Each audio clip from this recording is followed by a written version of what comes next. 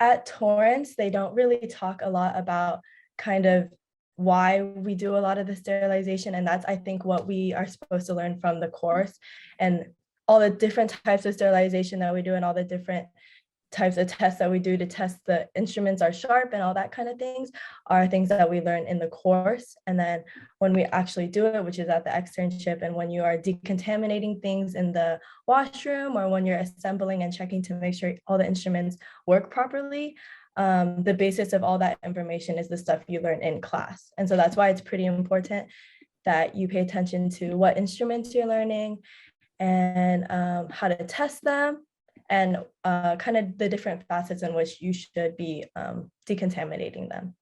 Kind of a complete overview of what I did in the externship. It's 10 weeks, right?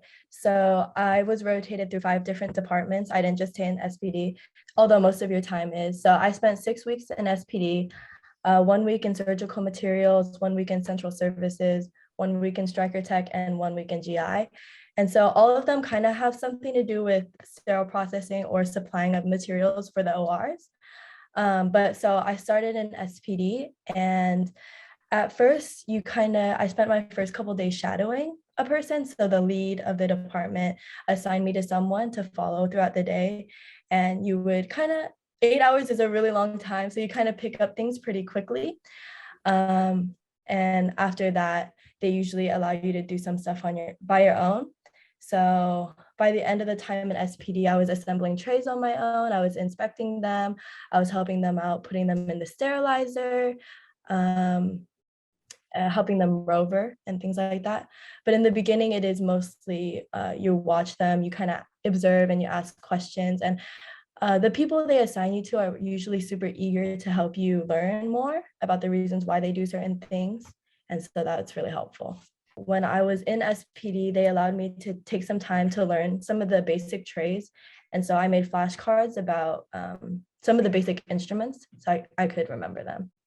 Central services, for example, I'm not sure if you guys learned this yet, but it's when it's the people who stock the OR floors with things like gloves and wipes and things like that.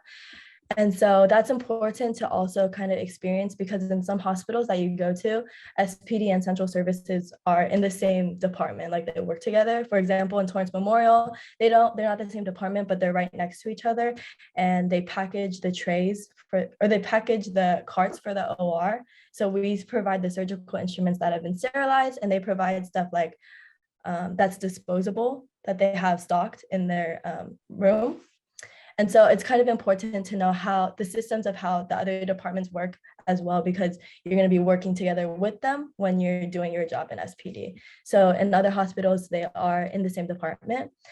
And then also with the CRCST certification, you can go a number of different ways. You don't only have to end up in SPD, for example, striker tech and GI.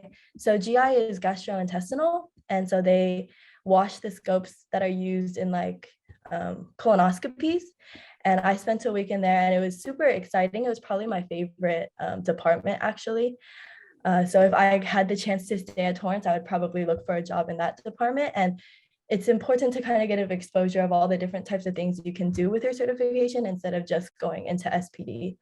And then striker tech, they're also with scopes. And